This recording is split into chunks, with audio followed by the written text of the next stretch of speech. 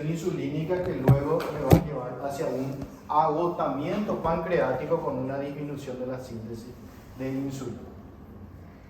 ¿Por qué le hablo todo esto? Porque ya tenemos que manejar ya qué tipo de tratamiento le vamos a hacer a nuestro paciente. No es solamente darle pastillita y andarte a la casa, sino que obviamente la diabetes tiene sus formas de tratar, y si tratamos a tiempo y si ustedes tienen una buena charla con su paciente, se cura. Así de simple, se cura. O sea, se puede llegar a tratar. Lo único que no se cura, como les dije, es la complicación causada por esa diabetes. El tipo 1 sí, ese ya no se cura.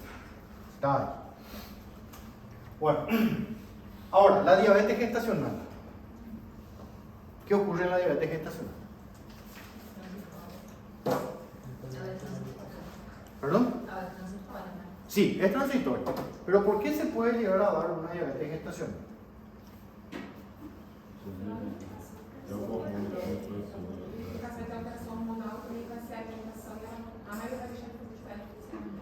Claro, la mayoría de las veces tiene que ver con los niveles hormonales. ¿Verdad? O sea, eso no hay mucho que descifrar. ¿Verdad? Obviamente la alimentación interfiere, pero más tiene que ver el lado hormonal de cada uno de las personas. La diabetes juvenil entraría más en la diabetes tipo 1, que normalmente inicia con una secreción inadecuada de insulina hasta producirse la anulación de la síntesis de insulina. ¿Verdad? O sea, en algún momento va a llegar a terminar en una diabetes tipo 2. El ADA también es un tipo 1, ¿verdad? Que es la autoinmune. En algún momento, o sea, termina siendo otra vez diabetes tipo 1.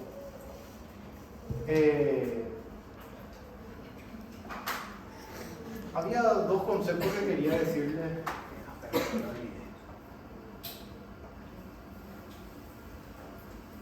El problema de no tener diapositiva. Ya me voy a acordar. Bueno, ¿se necesita algún estudio de imágenes para llegar a este diagnóstico? No. Ahora sí, lo que tenemos que saber es justamente los signos clínicos que va a presentar el paciente. Clínico. ¿Cuál es la triada clásica?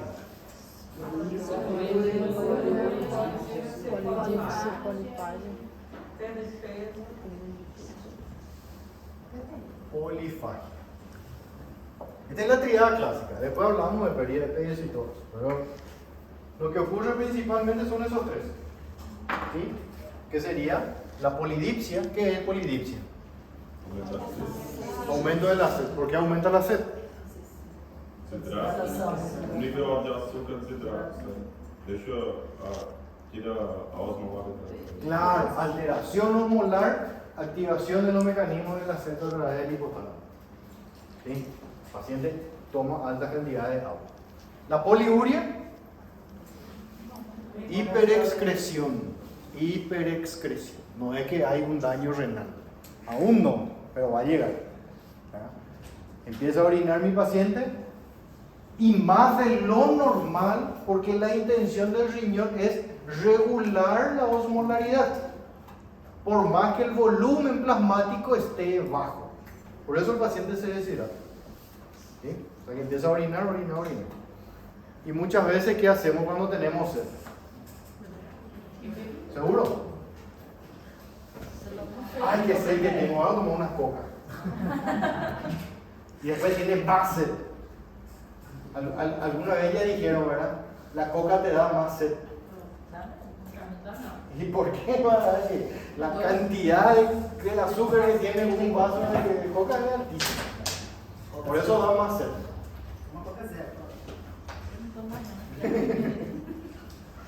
Bueno, ¿y la polifagia? ¿Por qué come mucho? Porque a célula está sempre carente de açúcar. E resistência a açúcar, a célula não entra açúcar, a célula fica sempre limitando açúcar. Eu pedi mais carboidrato, sendo que tem no sangue, mas não entra dentro da célula. En realidad es más por la resistencia insulínica. Acuérdense, la insulina es una hormona del hambre. Si yo tengo altas concentraciones de carbohidratos, va a haber alta liberación de insulina. Insulina en el medio va a generar hambre. Entonces, cuanto más hambre tiene, significa que hay mayor síntesis de insulina. Y obviamente está muy relacionado con la polifagia, está más relacionado con la diabetes tipo 2 que con la diabetes tipo 1. ¿Sí? La pérdida de peso normalmente ya se da por una de las complicaciones que vamos a hablar en la próxima clase, que sería ya el estado hiperosmolar, más relacionado al estado hiperosmolar que el estado cetoacidótico. Que normalmente el paciente en realidad no pierde peso, lo que pierde es agua, se deshidrata el paciente. Acuérdense que nosotros somos aproximadamente 70% de agua, el cuerpo va perdiendo todito ese porcentaje de valor de agua, ¿verdad? Inclusive llega a prácticamente a 30-35% de agua en un paciente en estado hiperosmolar. Y obviamente ustedes reponen y ya pasa todo el cuadro. Es notable, inclusive los dolores, el paciente muchas veces llega en un estado hiperosmolar con alteración del estado de conciencia, pérdida de la fuerza muscular, un montón de cosas. Ustedes le hidratan y vuelve otra vez todo a lo normal. Eso suele llegar a ocurrir. Inclusive el peso recupera, en 24 o 48 horas empieza a llegar a subir 8 a 10 kilos. O sea, vuelve otra vez todo a lo normal. Entonces con la clínica, obviamente no hay mucho que tengamos que ir buscando. Obviamente van a haber las complicaciones que luego vamos a llegar a ver, ¿verdad? Complicaciones asociadas, ya sean las agudas o las crónicas. ¿Sabes cuáles son las agudas? ¿El estado hiperosmolar? La cetoacidosis. Esos son los que ponen en riesgo la vida del paciente. Y hay una complicación más que se llama hiperglicemia aislada. El estado hiperglicémico aislado. ¿Qué significa eso? Esos son esos pacientes que hoy hubo un cumpleaños y comí torta y tomé coca, pero siempre me cuido.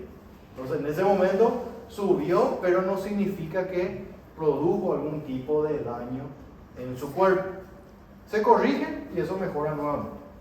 Ahora, el estado hiperosmolar y el estado cetogénico sí ya causan bastantes daños en el cuerpo.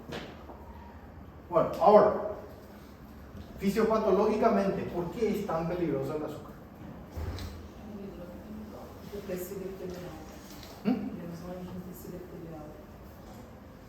Sí. Aumenta a possibilidade de aterosclerose. Sí, Realiza de açúcar. en realidad cuando hablamos de molaridad, ¿saben lo que es molaridad, verdad? ¿Qué es? Molaridade É o equilíbrio entre os íons e o líquido. O soluto e o solúvel. Es la capacidad que tiene un elemento de atrapar agua en realidad. ¿Sí? Viene de la palabra, o su origen es ósmosis. ¿Se acuerdan lo que es ósmosis? Es el movimiento del agua de un sector a otro sector, ¿verdad? De un sector de menor concentración a otro sector de mayor concentración. Ahora, cada elemento químico podría llegar a desarrollar una actividad osmolar. Lo que conocemos y lo que normalmente nos familiarizamos que altera la osmolaridad plasmática son el azúcar y el sodio, ¿verdad? El sodio en altas concentraciones pueden poner arriba de la mesa una cucharadita de sal y una cucharadita de azúcar. ¿Y qué ocurre en 24 horas? Son capaces de absorber la humedad del ambiente y obviamente se transforman en líquido, ¿verdad? O sea, se van hidratando. Eso es la capacidad que tiene. Y bueno, y trasladémosle eso al torrente sanguíneo. Tenemos nuestro vaso y nuestro azúcar, que obviamente está alterando la osmolaridad plasmática, ¿verdad? plasma. Acá nosotros tenemos endotelio, células musculares y todo eso. Cuando hablamos que osmolaridad o ósmosis es la capacidad del agua de moverse de un lado de menor concentración a otro de mayor concentración, ¿qué va a llegar a ocurrir en el epitelio del vaso sanguíneo? Puede ser vena o puede ser arteria. Obviamente el endotelio es la primera célula que está en contacto con el plasma. ¿Sí? ¿Cuál es la función del epitelio? Del endotelio vascular. Uno es de protección, otro es de mantener el tejido dentro, ¿verdad? Elasticidad, ¿verdad? Tiene la capacidad de distenderse y elongarse sin perder sus características anatómicas, ¿verdad? Pero obviamente, como cualquier otro tejido, llega un tiempo en donde le llega la apoptosis y cambia ese epitelio. ¿Okay? Eso ocurre en todo, normalmente. Pero trasladémosle eso a un plasma hiperosmolar. ¿Qué va a llegar a ocurrir? Obviamente mi endotelio, que es la célula que está más cercana al plasma, va a ceder su agua, ¿verdad? Le va a compartir al plasma su agua y ocurriendo ¿qué cosa con el endotelio? El endotelio se va a achicharrar, o sea que se va a deshidratar y va a morir. Se lesiona el vaso y obviamente pierde la estructura. ¿Qué hay debajo del endotelio vascular?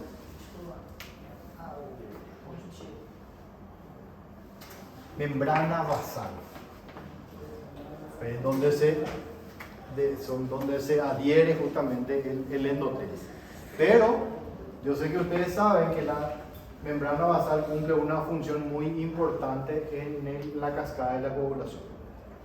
¿Saben? ¿No? No se acuerdan nomás, pero sé que saben.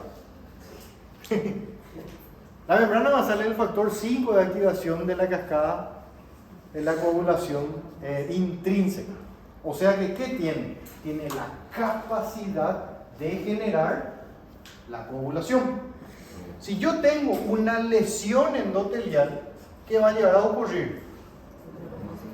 La exposición de la membrana basal y obviamente la activación de la cascada de la coagulación. O sea que se va a formar un coágulo. Y así sucesivamente ocurre prácticamente en todos los vasos sanguíneos. ¿Cuál es una de las principales causas de complicaciones de la diabetes mellitus?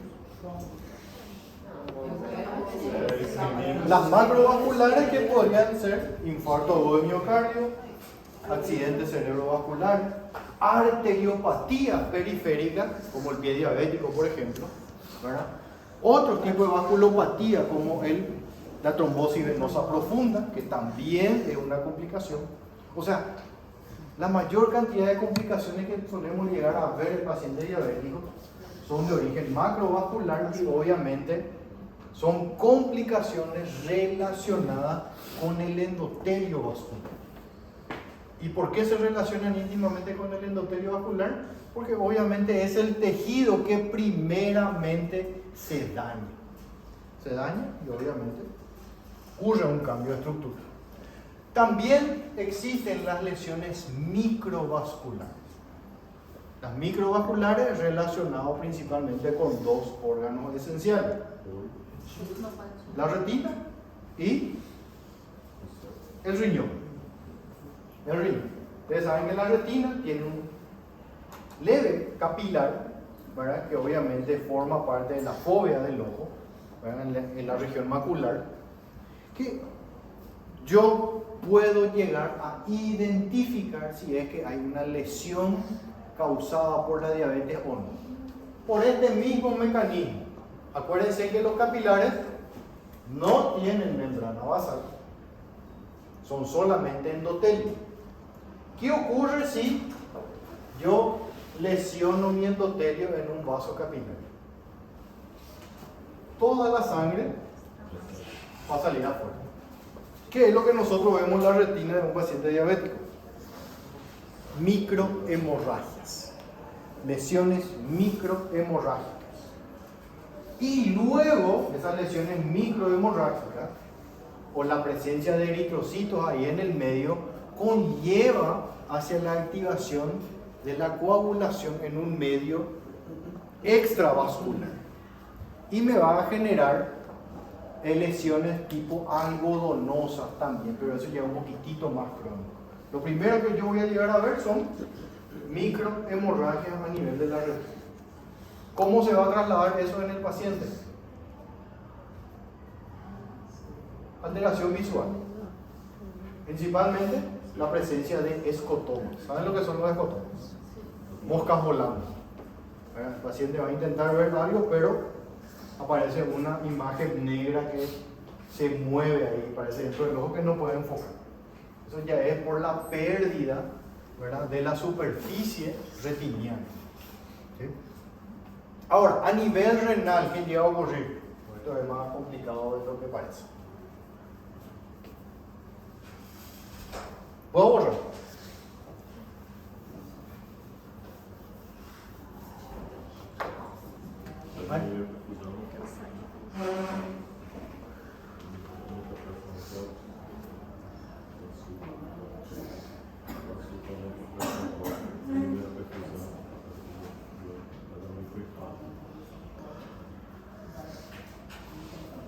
No es una moto Harley, a pesar de que parece. ¿Se acuerdan de lo que es esto? ¿Qué es? Una nefrona, ¿verdad? Tiene su glomérulo, su cápsula de bombo, túbulo contorneado proximal, asa de Henle, túbulo contorneado distal, mácula densa, células yuxtaglomerulares y mesanquiales. ¿Sí? ¿Se acuerdan de todo el mecanismo de cada uno de ellos? Sí, yo sé que se acuerdan. No hace falta que me digan. Bueno, algo bastante importante. ¿Cómo se llaman estos?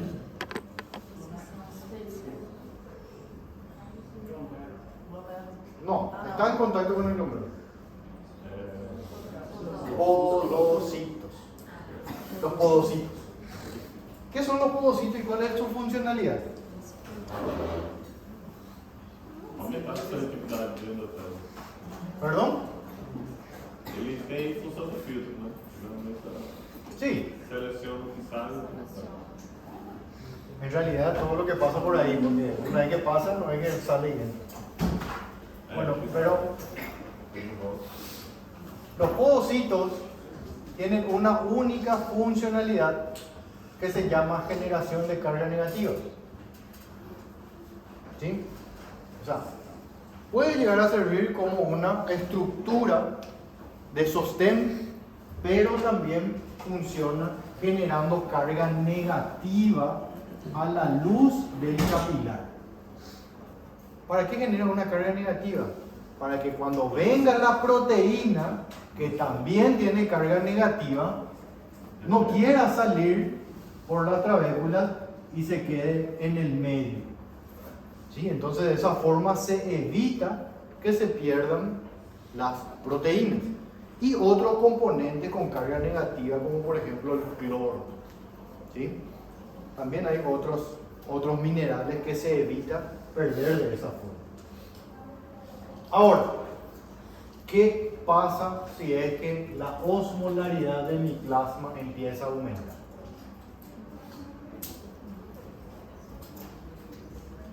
La célula, el endotelio, cede su agua. Y el que está ahí pegado al endotelio, ¿cómo se llama? Podocito, también pierde su agua. O sea, le cede al plasma. ¿Y qué va a llegar a ocurrir? Obviamente, ya no se va a formar esa carga negativa por una disfunción de los podocitos. ¿Y qué se va a empezar a ver en la orina? Proteinuria. Primeramente una microproteinuria y luego ya una proteinuria franca. ¿Sí? Esto es lo que suele llegar a ocurrir también cuando hay lesión a nivel renal.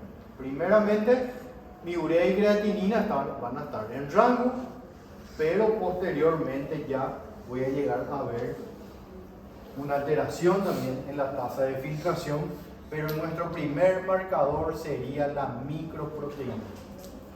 ¿Qué significa eso? Pérdida de proteínas por orina. ¿Está bien? Bueno, vamos a dejar acá un ratito, vamos a hacer una pausa también. Ya que